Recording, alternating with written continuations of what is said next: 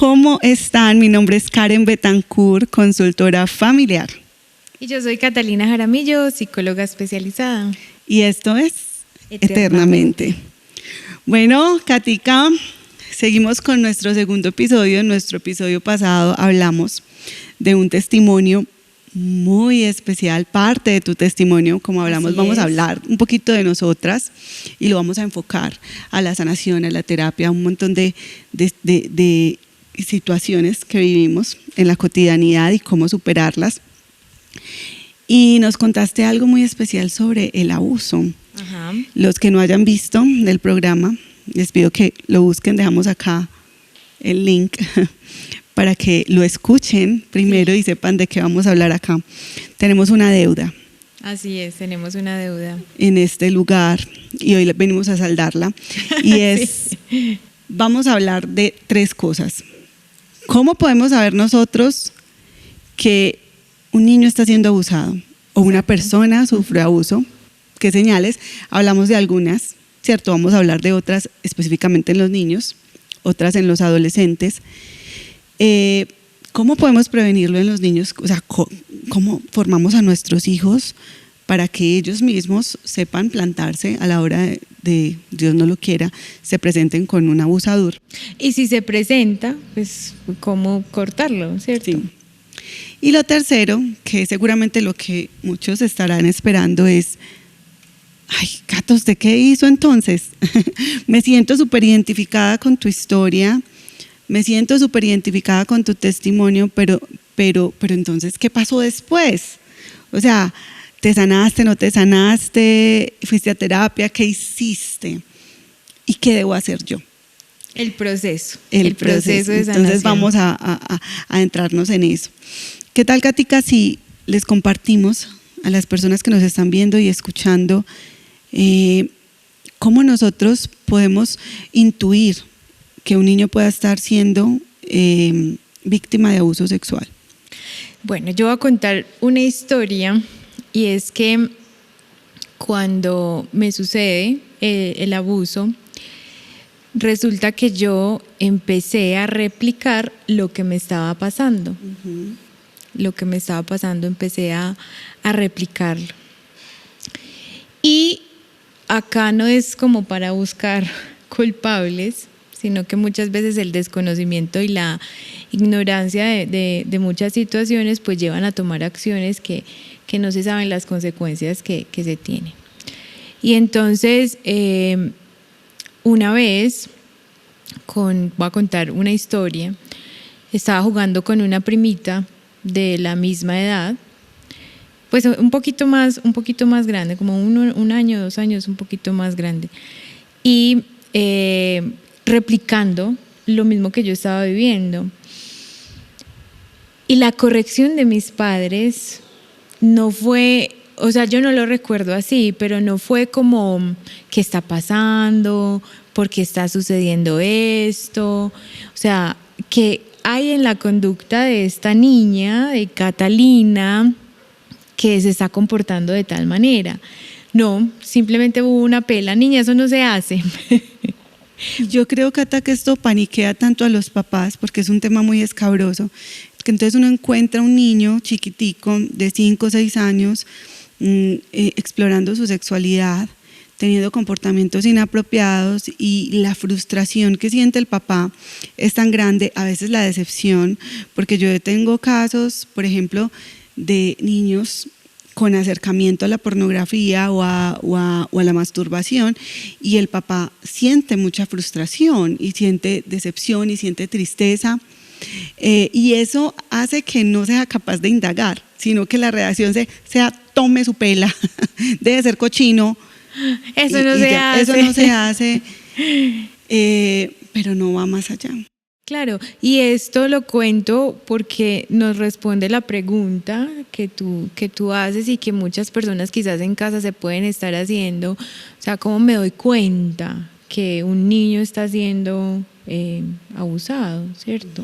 Lo primero son Los comportamientos sexualizados, esos comportamientos que se desbordan, que no son normales. A ver, en la edad de los niños que empiezan a explorar y a descubrir su cuerpo, pues puede ser normal las 3 preguntas. años. Exacto, Puede 3 pasar. años.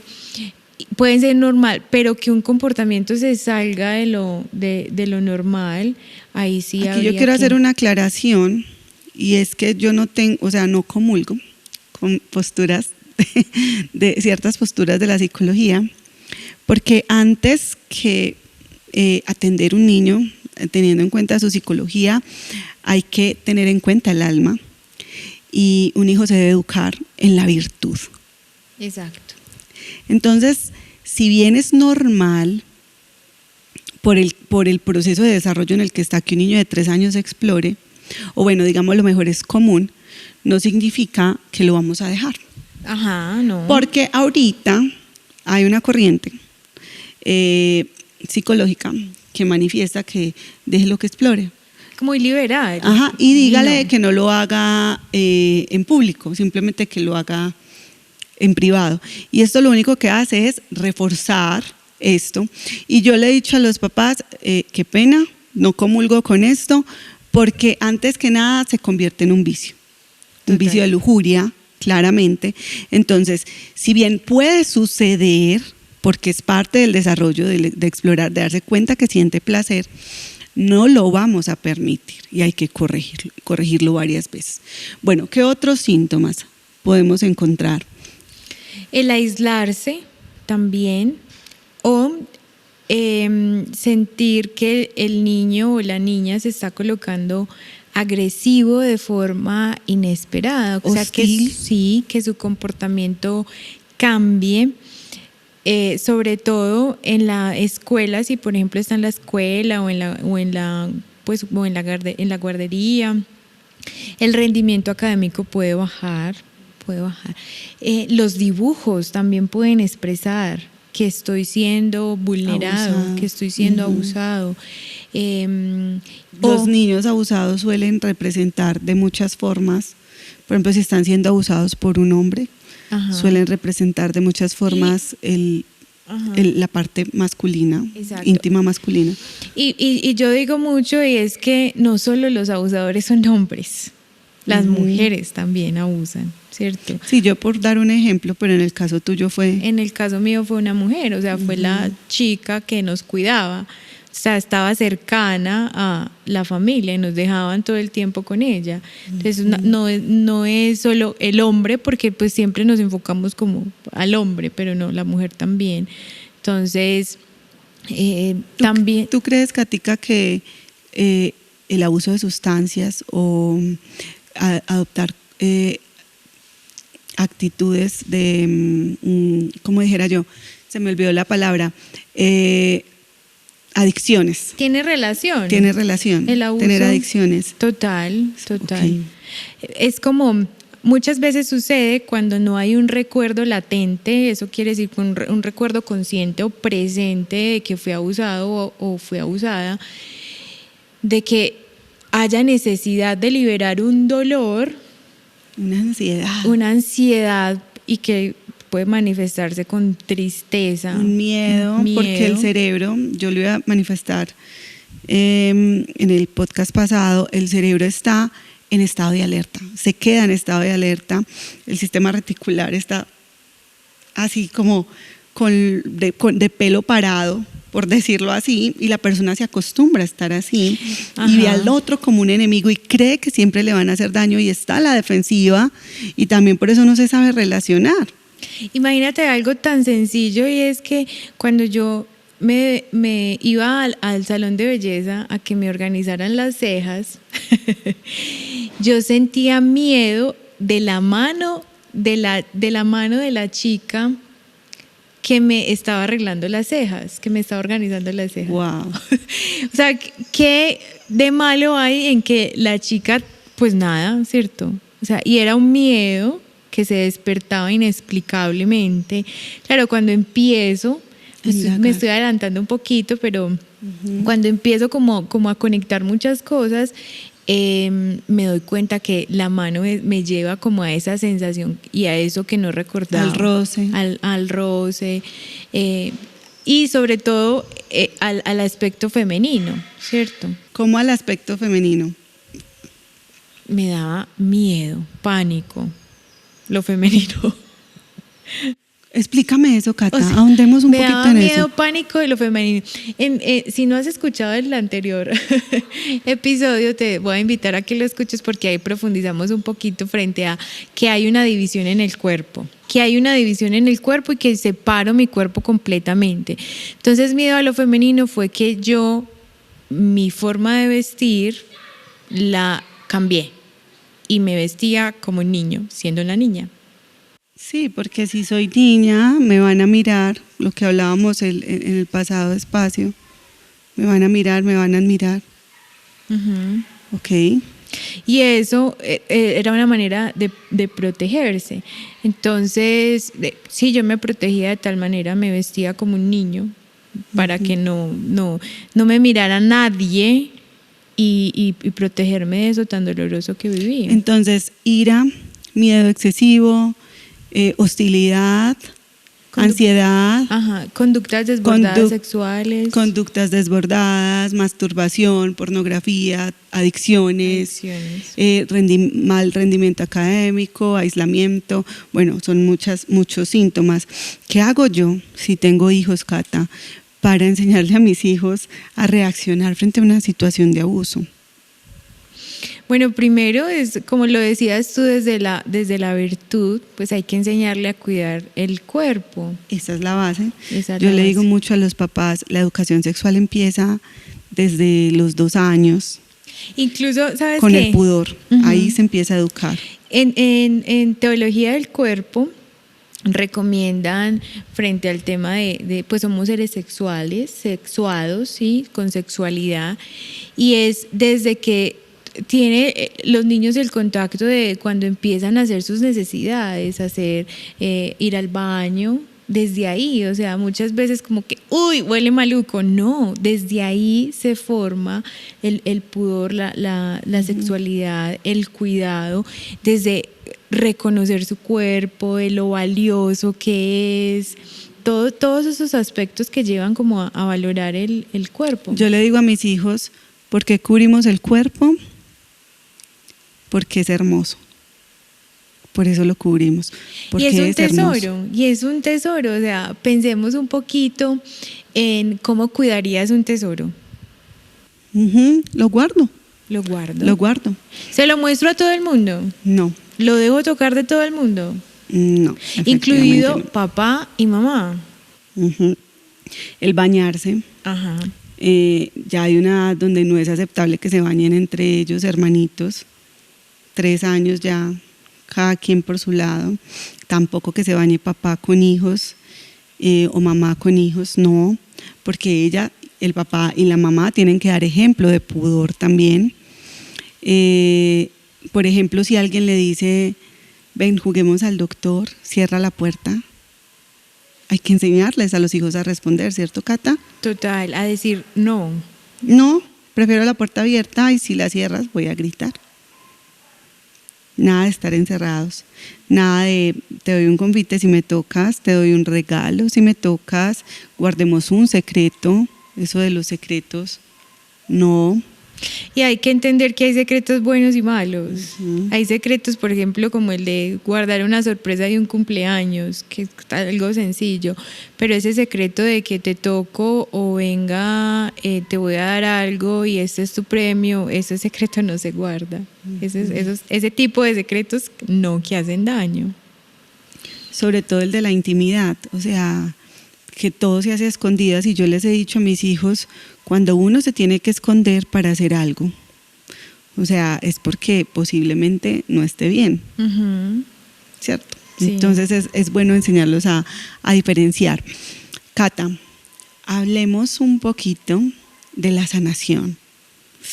Dios mío, ¿cómo se sana esto tan tremendo? ¿Cómo afrontar este trauma que rompe la persona, la parte en 2? Yo digo que traumas fuertes, la separación de los padres, parte un hijo en dos, un abuso sexual parte un hijo en dos, o sea, se equipara el nivel del trauma, ¿cierto, Cata? Porque Sí. como que destruye la integralidad del ser y hay que coserla, hay que volverla a reparar, hay que volver a juntar los pedazos rotos. Eso solo uno puede hacer eso. Hay que reconstruirla, pero Y- uno mismo no se puede reconstruir. Exacto, y un psicólogo lo reconstruye a uno. Tampoco. Por Dios. Yo amo mi profesión, soy psicóloga, pero sé hasta dónde llega el límite, sí, pues yo tengo como un límite, y no solo como psicóloga, sino como humana. Yo recuerdo que cuando yo verbalicé primeramente lo sucedido fue a mi psicólogo, y él me ayudó impresionante, muchísimo. Sin embargo, no encontré como respuestas profundas a lo que yo sentía, solo hasta que lo puse en manos de Dios. Y la oración, pero la oración meditada de la palabra de Dios, fue lo único que me ayudó a salir del hueco, de la encrucijada, de el sentimiento de desolación, de desprotección, ¿sí? Y después de eso pude verbalizarlo en mi familia, porque lo conté en terapia, pero no había sido capaz de contarlo en familia, pues no a detalle, pero sí.